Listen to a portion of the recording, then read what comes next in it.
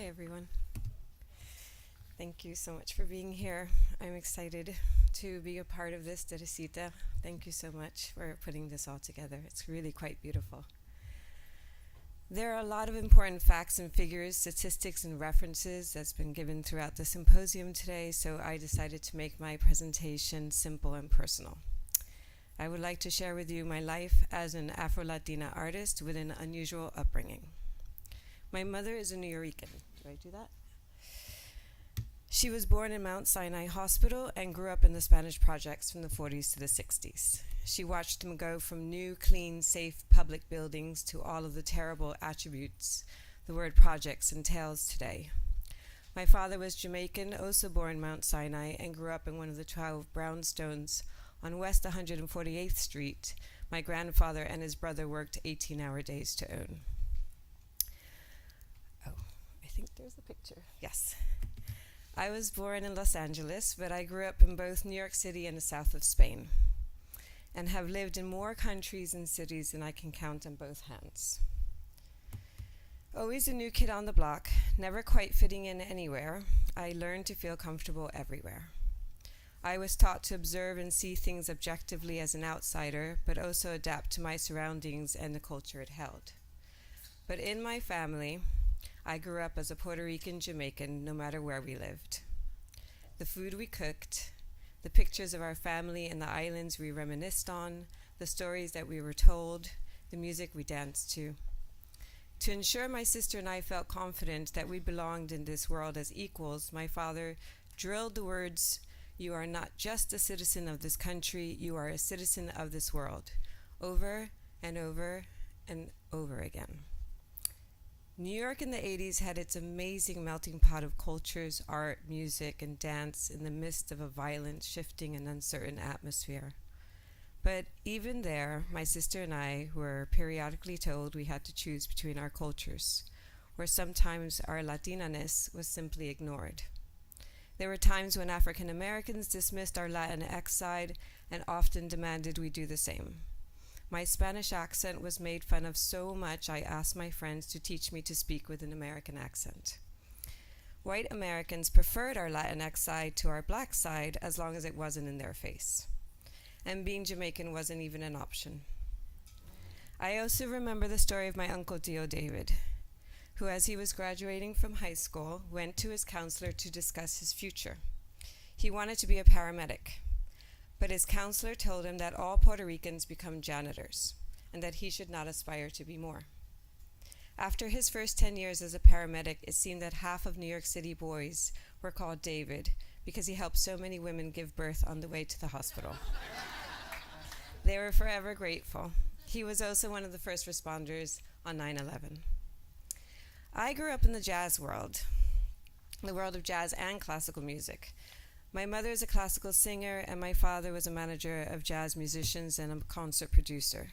He started at Atlantic Records under Ahmet Ertegun, and he worked with musicians such as Taj Mahal, Max Roach, Dizzy Gillespie, Tina Marie, Aretha Franklin, Tito Puente, Mongo Santamaria, Kenny Burrell, Ray Charles, Ray Barretto, Jay Hogarth, and so many more.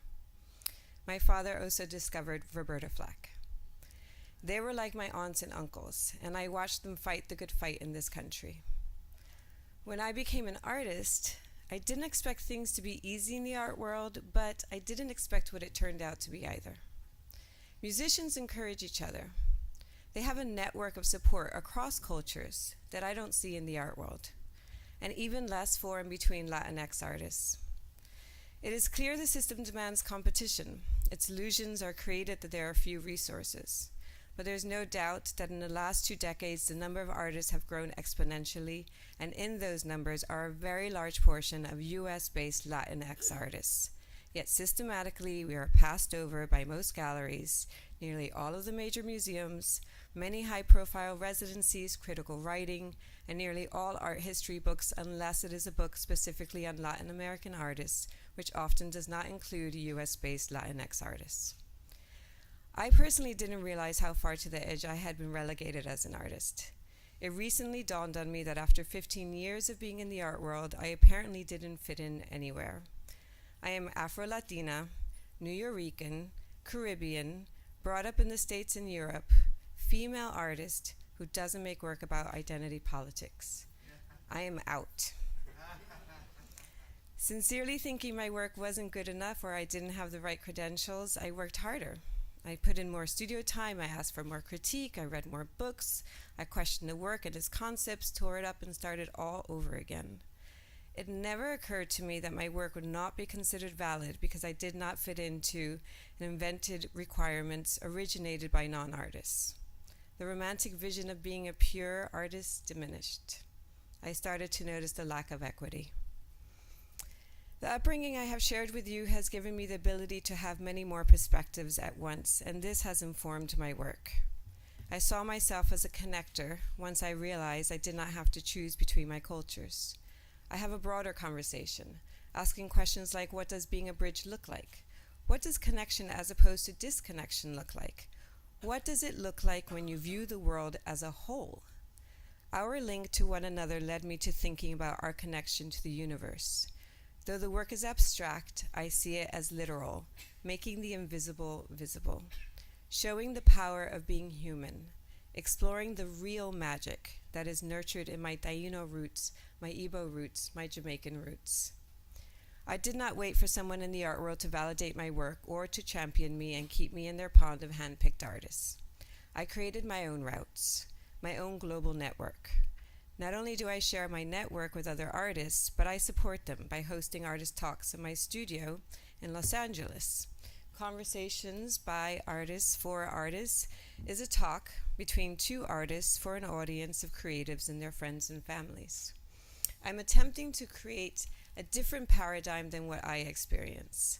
The idea is to create a safe, intimate space of trust and equity.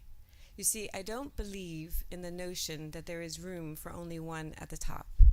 In fact, I don't actually believe that there is a top. As is revealed in my work, I see it as neural connectivity, a nervous system or the map of the constellations. Artists' careers are always shifting, often moving laterally as opposed to following a manufactured pyramid.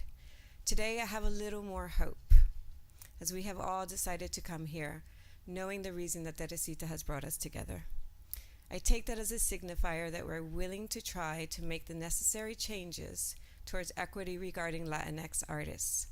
So, as suggestions towards possible solutions, I ask you, can we broaden our view from the binary to the complex? Can we be more curious? Can we reach out to more than just the people we know? Can we be more inclusive and less exclusive? Can we join forces to make the fabric of our society stronger? Thank you so much. Muchas gracias.